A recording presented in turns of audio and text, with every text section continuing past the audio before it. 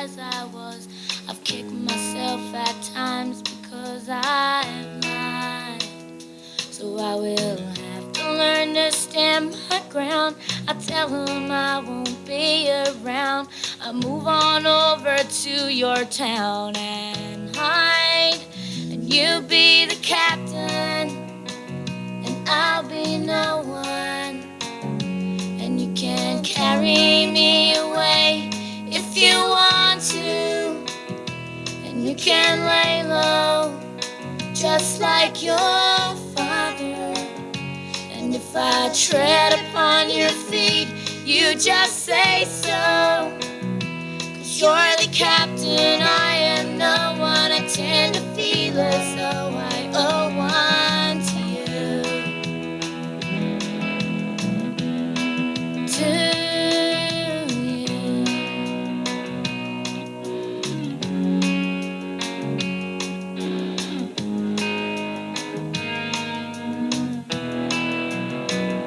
Well, I have handed all my efforts in, searched here for my second wind. Is there somewhere here to let me in? I asked. So I slammed the doors, they slammed at me. I found the place I'm meant to be. I figured out my destiny at last. And you be the captain, and I'll be no one. And you can carry me away if you want to. And you can lay low just like your father. And if I tread upon your feet, you just say so. 'Cause you're the captain, I am no one. I tend to feel as though I owe one to you. To you. Did I forget to thank you for the ride? I hadn't tried. I tend to run away and hide. And you be the captain, and I'll be no one. And you can carry me away if you want to. And you can lay low just like your father. And if I tread upon your feet, you just say so. 'Cause you're the captain, I am no one. I tend to feel as though I owe one to you. 'Cause you're the captain, I am no one. I tend to feel as though I owe one to you.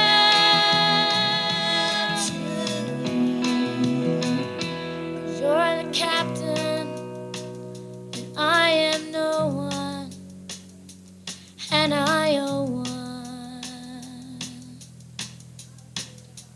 to you.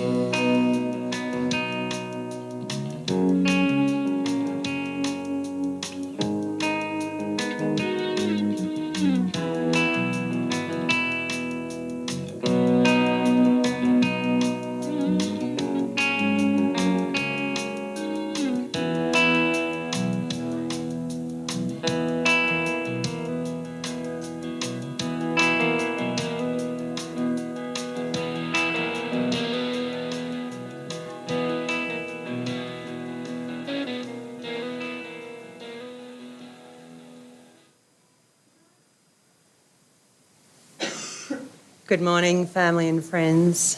My name is Carrie Frith, and it is with an incredibly heavy heart that I welcome you all here this morning to the Acacia Function Centre, along with all of those that are joining us from the live stream to honour the life of the cherished and deeply loved Tanya, Louise, Leven. If I could trouble you all to ensure your mobile phones are switched off out of respect, that would be very much appreciated.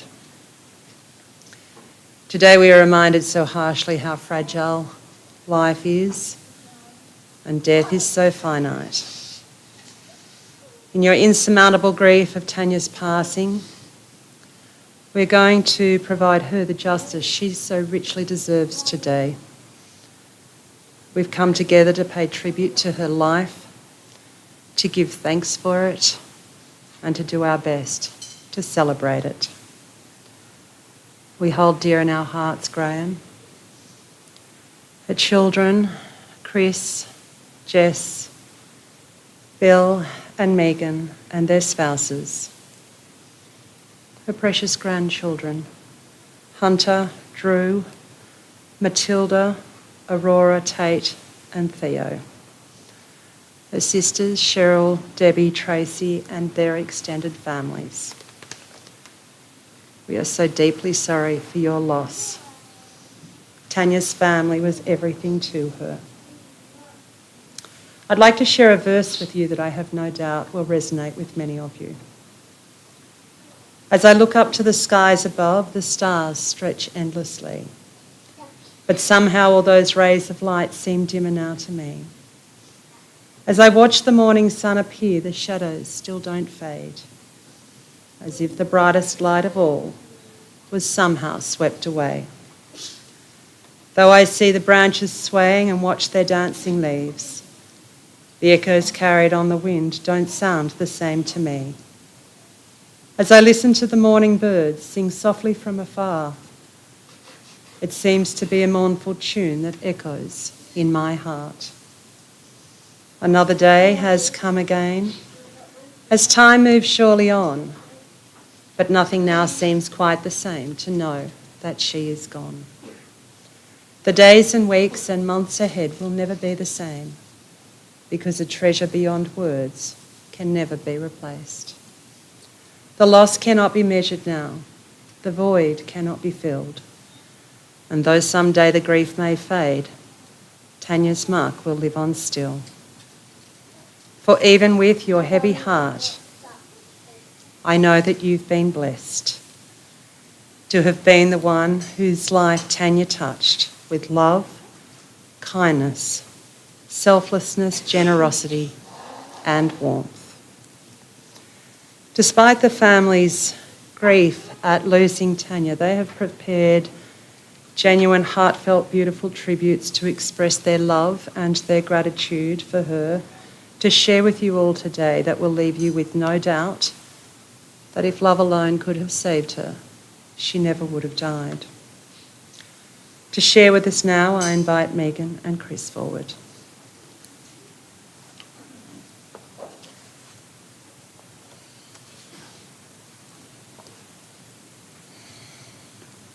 Tanya Louise Leven was born on the 6th of April 1965 in Mudgee to her parents Jill and Colin Leven.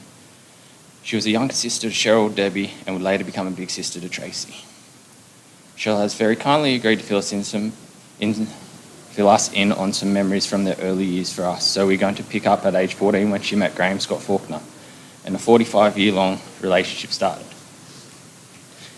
Dad has written something beautiful that he would like us to read for Mum. I first met Tanya at Manila School in 1979 after someone put me onto Tracy, and I drove up in my Cortina from Barraba to an arranged meet. I went to the school fence and Tracy probably said something like, "Hi, I'm Tracy," and I think I said, "Who are these two?" One of those girls was Tanya, who I was really asking about, and I think Amanda Kingdom, one of Tanya's friends, was the other. Tracy was the target, but I'm not a good shot and Tanya never left my mind. I started to annoy her, ringing her most nights, and she seemed to like me, so I started visiting at Halls Creek whenever I could. We went out to mainly sports and school events, but I got to go to some family stuff as well. Things got a bit rocky in the last year of school, year 10, as her parents seemed to think I was a distraction to her schoolwork and was restricted a bit in seeing her. The mine at Barraba closed around then and I moved to Newcastle for work. I think her parents tried to steer me away from me, but I left Newcastle after 18 months and started staying in a small hut on the property where they had moved. I worked for a while on the neighbouring farm, but I'm not really a farmer, so I got her to come to Sydney with me in the early 80s. I worked in transport yards and Tanya worked at a book chain called L's Books. We moved around Sydney, and after my sister died in 1985, I decided city life really wasn't for me. My brothers knew I was moving back and we loaded my old bike in the back of an old Holden, and I brought a trailer from across from my work, and my sister and brother-in-law came and towed it back to the bush with the few things we brought back. We only owned one car, 2 cars in Sydney, but they were long gone when we left. We moved to a flat behind Barraba Main Street for a short while, but due to no work, Tanya told me we would move into Tamworth. We still didn't have a car, so I tried to stay in Barraba, but Tanya said she had one to look at and had the money, so we were going. We looked at the car, a HR Premier, just past Tamworth tip, and she paid $1,200 for it because I couldn't talk them down. We moved into a flat on Armadale Road and I got a job at Moonby. Els Books got in touch with Tanya and she ran an outlet for them in Peel Street for a while. After this, she worked at John and Judy's until Chris came along. Jess was born, and when she became pregnant with Bill, so we moved to 49 Peel Street. We lived there till Megan arrived and moved to Milburn Road. Tanya wasn't employed after having kids, and when I used to tell her how easy she had it, she would offer to switch places. I wasn't that silly. She loved the kids, and I'm sure she preferred it this way. 4 kids in a 3-bedroom house was hectic, but a lot of fun between broken bones, fights, and on the odd occasion when I'd forget preschool pickup. Tanya never got a driver's licence, but I talked her into getting her L plates once. She drove from Manila, once to Barraba, turning into my parents' yard. She oversteered into a strainer post and scraped the mudguard. She lost confidence and I couldn't get her to try again. Tanya had a really good intuition and she could sense a person's nature, usually within the first meeting. Sometimes she would tell you or tell me later, and sometimes you could just feel it. Her grandkids were her life when they came along. In no way was she going to work anywhere. She had grandparenting to do. She loved them all, and after getting a car and joining the club because she didn't want to get on a bike in later years, I'd still have to go on drives by myself sometimes because she had to have one or all of them. I loved the girl. I loved the woman. I thought I'd love her into old age. This world will never be able to replace what she is to me. This last month has been hard. December 9th was the hardest. I could only find solace in knowing that her suffering wasn't long term.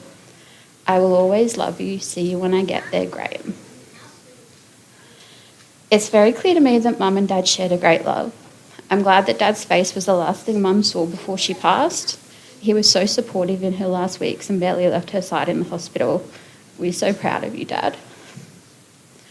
Mum put her absolute all into raising us.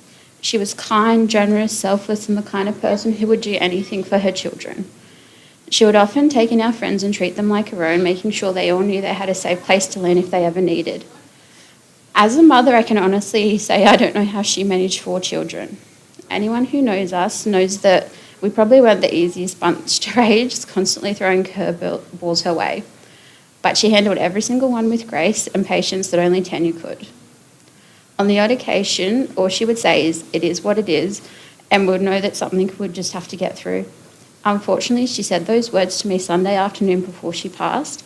I think she knew that this was one of the things that we would just have to get through. Grandchildren started coming along, starting with Hunter, then Drew, Matilda, Aurora, Tate, and finally Theo. I know Mum loved us fiercely, but the love she had for her grandchildren transcended what should have been possible, and I know that's a love they'll miss but carry with them every day of their lives. Mum was never one for too much attention. I honestly think she'd be a little bit mortified to realise today is all about her. When she first got sick a month and a bit ago, she said, "We won't tell anyone just yet. There's something there, but it's all right. I'll be fine. I just need some treatment." She didn't want people to worry about her, which really sums up the kind of person she was. Unfortunately, her body was much sicker than any of us knew, and she passed very suddenly and quickly on Monday, the 9th of December, with Dad and myself by her side. We just want to thank everybody who's here today, who've made the trip from near and far to show us and Mum your love. We have appreciated all the well wishes we have received, and we're very lucky to have so much love surrounding us. Nothing will ever replace the hole she left in our lives. I know I'll spend the rest of my life missing her. She left us too quickly and much too early. We love you forever, Mum, and we'll see you again soon.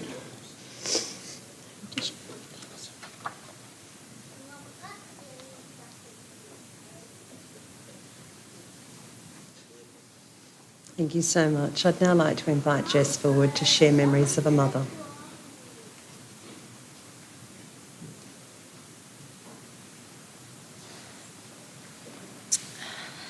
Chris wrote this to share. My favourite memory of Mum was when we dropped Till off early one on the day Tate was born. She thought I came back to pick up Matilda a few hours later, but the shock on her face when Chantel walked in holding a very fresh Tatey was a very special moment I think she enjoyed being a part of. I also loved that no matter what you asked or were doing, she was always there to support you, no questions asked. I miss you, Mum. I didn't even know where to start, and I definitely wasn't ready for the end. I always remember how much fun we had growing up. We were always doing something or travelling for some event, but we always did it as a family, and I loved every minute of it. When I was a teenager, we butted heads. I was a nightmare, and the fact that she survived living with me through those years was a miracle. I remember us laughing when I'd had a disagreement with Hunter just the other day, and she calmly reminded me, he doesn't hate you, he just needs time, he still loves you. I said, I guess this is my karma. But at the end of the day, she never gave up on me. She was my constant in everything. She always supported all my endeavours, sewed countless costumes, attended every event I was in, taught me as much as she could, especially my love of sewing and reading. She celebrated, laughed and cried along with me. In my late teen years, I realised just how special she truly was. I always knew, I just never appreciated it. She was truly a one-of-a-kind woman. Nothing ever bothered her, and no matter how she felt, nothing was ever any trouble. She always believed in me, she pushed me to be my best self, and she made me see what I could achieve and would always remind me, I knew you could do it, you're stronger than you believe. I'll never be able to put into words how much I appreciated, loved and adored her. I feel so blessed that she was there with me for the birth of both my beautiful boys, and she loved those boys with every part of her being. I love that she went along with all our harebrained schemes, even if I'd call her the night before and say, all right, the boys want Krispy Kreme, so tomorrow we're heading to Newcastle to have a swim at the beach, and we're getting Slurpees and donuts on the way there and back. She'd just laugh and say, all right, what time should I be ready? I love that we had so many amazing adventures, big, small, and I will always cherish my time with her, even the bad, because it truly proved the depth of her love and devotion. She was my light in the dark, my warmth in the cold, and my constant safe place. I don't know what life looks like without her, and it breaks my heart to even imagine it, but I know she'll always be with me, and my boys will never forget how special you truly were. We love you more than the stars on the moon, Mum and Nan. Yeah. Sorry. Bill shared on all the memories I have with Mum remind me of the love she created with her warm and caring nature. There's not one memory I could tell you that would sum Mum up. But her selflessness allowed me to thrive in my childhood and into my adulthood. She taught me to enjoy every experience, big or small, and I'll carry that on for the rest of my life. Her impact has gone further than any of us ever realised, and I'll be forever grateful I got to call her Mum. And Megan would like to share hers. Mum had an incredibly gentle personality. She had endless patience for us, putting up with many harebrained schemes over the years, ranging from mudslides in the front yard to the numerous ideas we had for the absolute masterpiece that is the Feral Faulkners. Mum never put down any of ideas, even if we know now that they really should have never seen the light of day. Mum was incredibly calm in tough situations. I remember when Chris's friends made me break my arm. It was more of a triangle, actually. Although it obviously wasn't the best situation, Mum stayed calm throughout and was obviously the last one I saw when I was put under and the first one I saw when I woke up. This calmness continued all her life, highlighted with every injury or illness Mum nursed or supported us through. Mum, you were always there when we needed you. I thank my lucky stars every day that I got 27 years with you. It was nowhere near long enough, and we'll all miss you for the rest of our lives.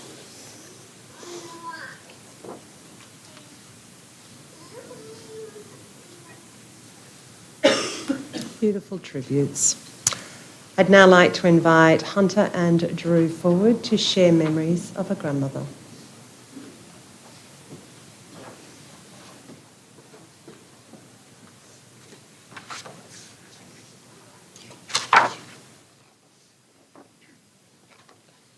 Okay.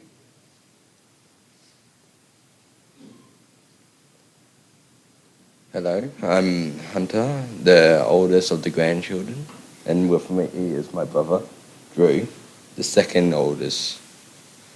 But we are here today to remember one of the most important and caring people of our lives, my nan, Tanya Leven. She was the first to introduce me to my brother, Drew. She also had her other moments, how she loved to rush me along. Hurry up, Hunter. Jeez, you're slow eater, Hunter. We love to take her on little trips whenever we go swimming or beach, swimming at the beach or pool. I get her at the cold water, and every time I give her a giant inward hug. She'd look down and shake her arms, and she'd say, "Great," with sarcasm in her voice. I'm sorry you were talking from us too soon. I'm sorry you can't be there while I grow up.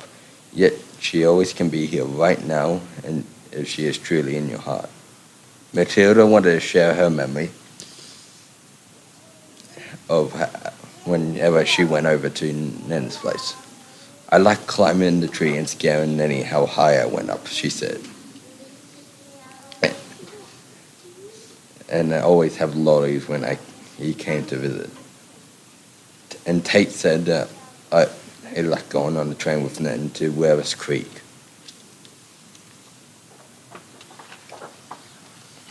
I hope Ma and Pa. No. Don't touch that one. Don't touch that one. I hope Ma and Pa and Poppy Bunny and Nan are dancing on the moon together. I like when she took me to watch Emma Wiggle or came with us to watch shows at the theatre.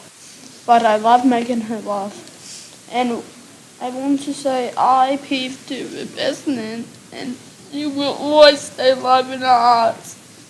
My cousin Rory wanted me to say see you later, alligator.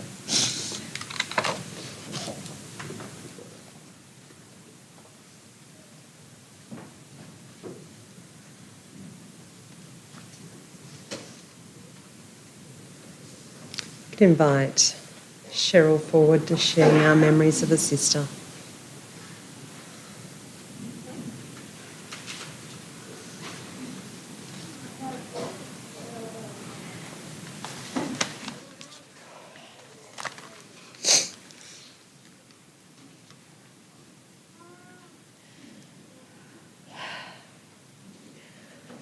I would like to thank you all for joining us today, and for those watching on the video, we know you are here in spirit. These are some of the memories of Tanya from her sisters. Tanya was a real mummy's girl. Debbie, Tracy and myself were always out doing things on the farm, and Tanya would stay back home with Mum. Our family would travel to Mudgee to go to Wattle Grove, our Nan and Pop's farm. They had no electricity, and we loved being there, helping chop the chips to heat the water for the bath or run the generators to watch telly. Everyone loved going out on the farm, shooting wild pigs or rabbits, but not Tanya. She would stay back and help Mum and Nan cook yummy cakes in the wood stove. We loved catching up with all our cousins and playing in the backyard at Nan and Pop's or Grandma and Grandpa's. Tanya's favourite holiday was going to Toukley, where we would love walking around the rock pools or going to the entrance to ride on the merry-go-round, which is still there today. The best part was having ice cream. Mum always told the story of how Tanya was running away to her grandma's down the road. She packed her PJs, a spirograph and her favourite Leif Garrett record. Mum and Dad always called Debbie and I the big kids, and Tanya and Tracy were the little kids. Mum would say, "Will you big kids go and stop the little kids from fighting?" as Tanya and Tracy were always arguing, but they grew up to be the best of friends. When Tanya was little, she always had a little blanket that she called Pippi, wouldn't go anywhere or to bed without it. Took all her strength to let Mum wash it. She had it for many years. Tanya also had a list of excuses as to why she couldn't help when things needed doing around the house. Tanya and Tracy had bunk beds as young kids, and Tracy remembers on hot summer nights Tanya would get a tall Tupperware cup of water and sprinkle it on her bed. It said it kept her cool. Tanya was only one class ahead of Tracy at school, so they would get to do a lot of things together in combined classes. The little kids got up to a lot of mischief growing up on the farm, bringing home baby lambs, swimming in the culvert near the church, sneaking off to Grandma Leven's to have a feed of mulberries and then trying to deny it, but the evidence was always on their clothes and hands. Tracy remembers her meeting and falling in love with Graham when she was in high school. She used to ask Tanya, "Why do you want a Barraba boyfriend?" Only because I had one before her. But those two had a love that never wavered. They were good to each other and for each other. I personally never seen them say a cross word to each other. She was the best partner, a wonderful mum and a treasured nan. Mum and Dad will be saddened to see you, but will welcome you with open arms. Fly high and rest easy, our beautiful, wonderful, caring and loving sister. Until we all meet again, spirit to spirit and heart to heart, sisters forever together and apart.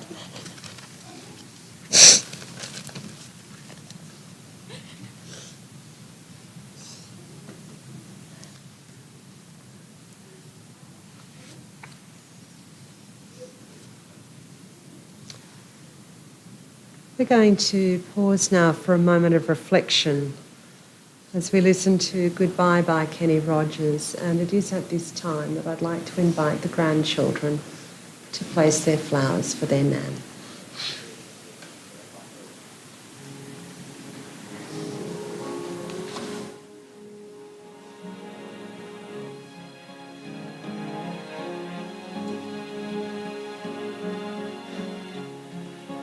I wanted you for life, you and me in the wind. I never thought there'd come a time that our story would end. It's hard to understand, but I guess I'll have to try. It's not easy to say goodbye.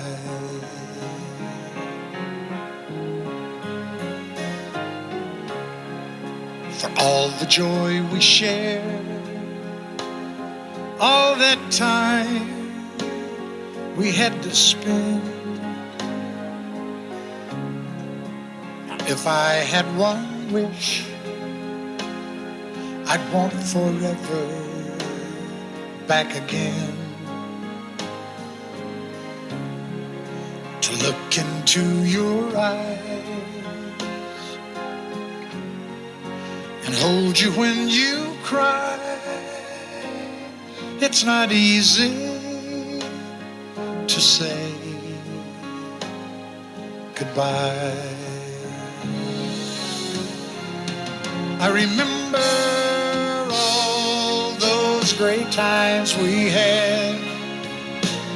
So many memories, some good, some bad.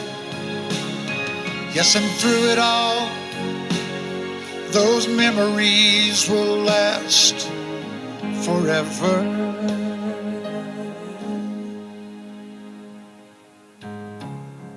There's peace in where you are. Maybe all I need to know. And if I listen to my heart, I'll hear your laughter once more. And so I have to say, I'm just glad you came my way. It's not easy to say goodbye.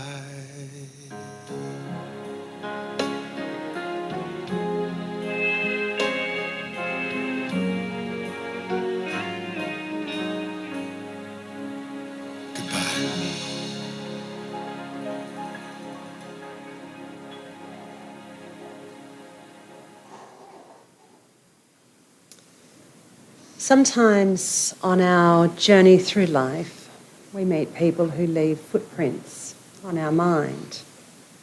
They challenge us to see things differently and to question our own personal reality. Sometimes on our journey through life, we meet people who leave footprints on our heart. They create a safe place for us to open our hearts to feel loved and special. Then sometimes on our journey through life, we meet people who leave footprints on our soul. They share themselves with us so profoundly that they touch the very essence of who we are. Tanya has left gentle footprints on the mind, heart, and soul of each of you. May you always remember the beauty of her love and the special way that she touched your life. We're now going to take a moment to watch some photographic memories of Tanya's life as we listen to For Good by Wicked the Musical.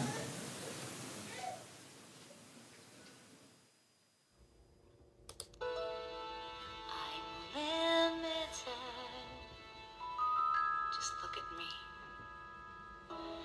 I'm limited. And just look at you. You can do all I couldn't do. Linda.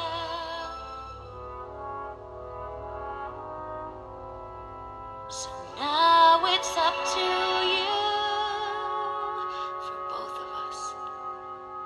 Now it's up to you.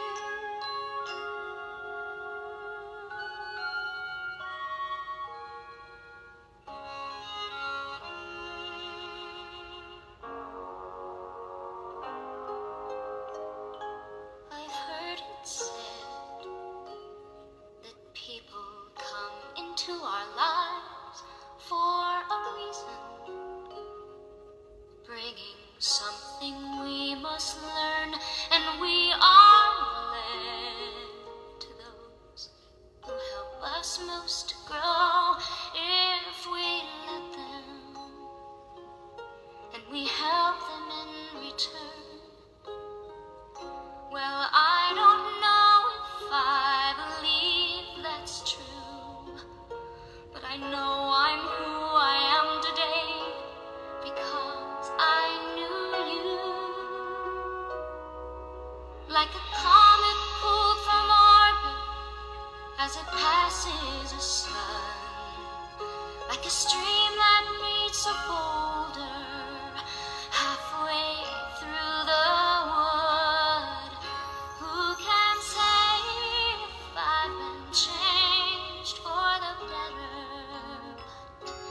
Because I knew you. I have been changed for good. It well may be that we will never meet again in this lifetime. So let me say before we part, so much of me is made of what I learned from you. You'll be with me like a handprint on my heart. And now whatever way our stories end, I know you have rewritten mine by being my friend.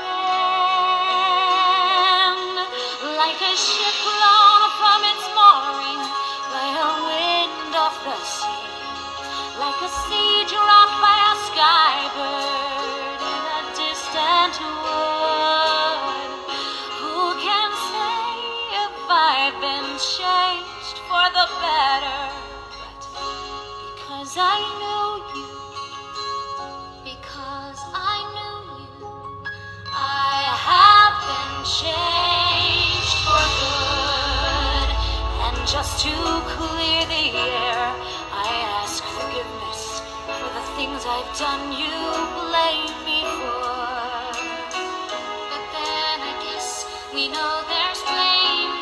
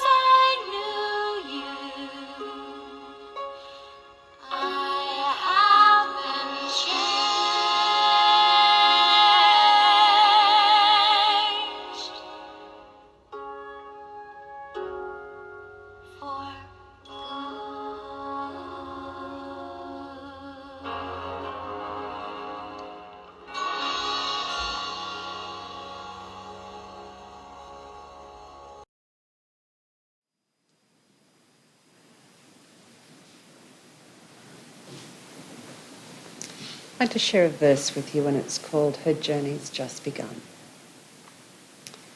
Don't think of her as gone away, her journey's just begun. Life holds so many facets, this earth is only one. Just think of her as resting from the sorrows and the tears, in a place of warmth and comfort where there are no days and years. Think how she must be wishing that we could know today how nothing but our sadness can really pass away. And think of her as living in the hearts of those she touched, for nothing loved is ever lost, and she was loved so much. When you remember Tanya, it means you have carried something of who she is with you. It means that even though she has passed, you can still see her face and hear her voice, and recall memories that bring a smile to your face. The best things in life are the people we love, the places we've been, and the memories we make along the way. And that is what Tanya leaves you as her gift. The memories you made together and the journey in life that you shared. Let us pray. Our Father, who art in heaven, hallowed be thy name. Thy kingdom come, thy will be done, on earth as it is in heaven. Give us this day our daily bread, and forgive us our trespasses, as we forgive those who trespass against us. And lead us not into temptation, but deliver us from evil. For thine is the kingdom, the power, and the glory, for ever and ever. Amen. Tanya, today we give thanks for your life, your love, and all that you shared. May your spirit run free.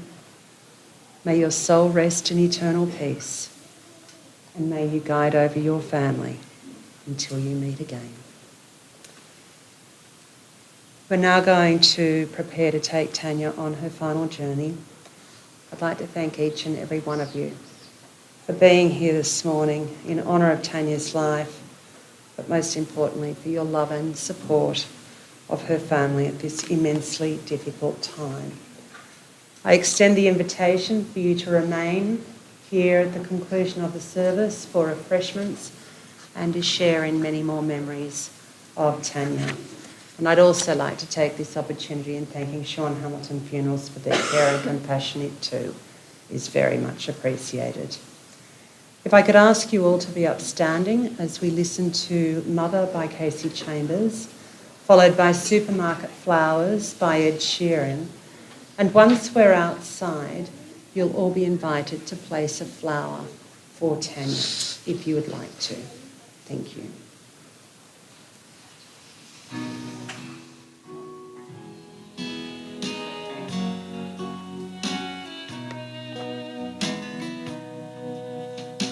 Do you remember when I was a baby? Did I cry? Did I cry? I only remember the days I was laughing when you sang me sweet lullabies, when you sang me sweet by and by. Well, sometimes I wonder if you were an angel, would you fly? Would you fly?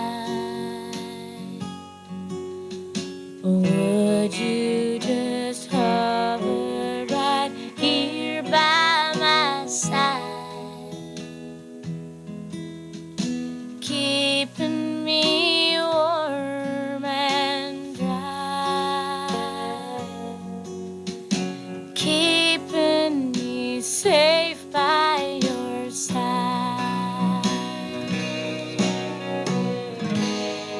Mother, mother, won't fall.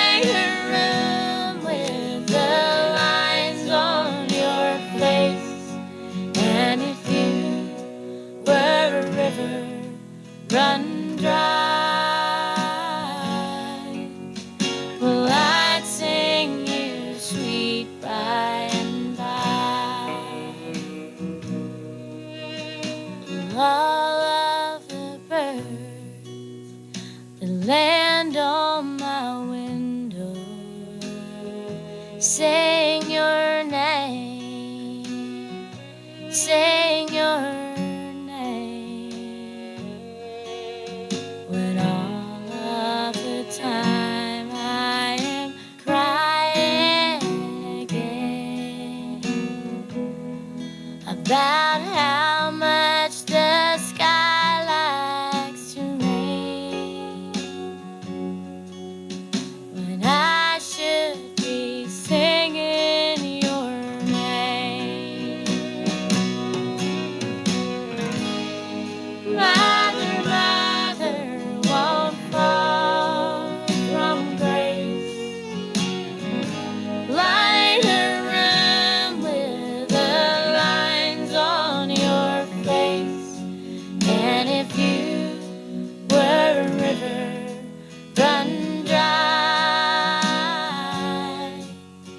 well, I'd sing you sweet by and by.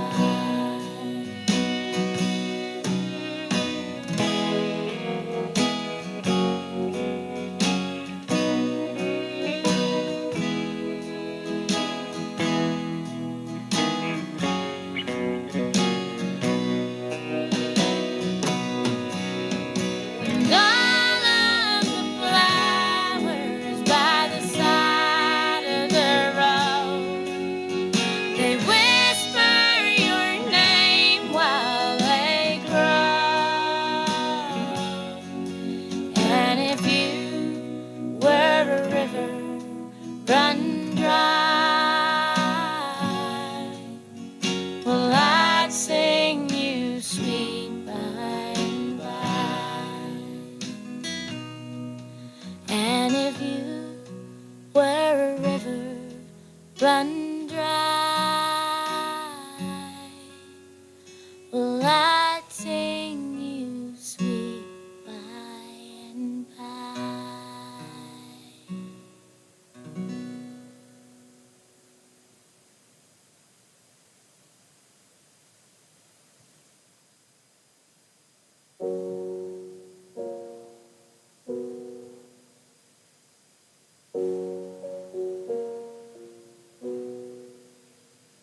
I took the supermarket flyers from the windowsill, threw the day old tea from the cup,